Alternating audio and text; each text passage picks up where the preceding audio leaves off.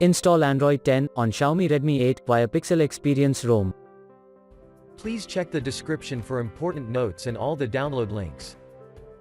First, download ROM and GApps packages, then transfer the downloaded files to the phone storage. Link is in the description below. Step 2. Boot your device into TWRP recovery. Once in TWRP, click on Wipe, Advanced Wipe, and select the check boxes, as shown in the image, excluding internal storage. Step 4. Swipe the button to wipe the device. Step 5. Go back to the recovery main screen, and tap on the Install button.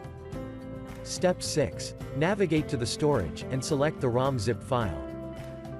Step 7. Finally, swipe the button on the screen, to install ROM file.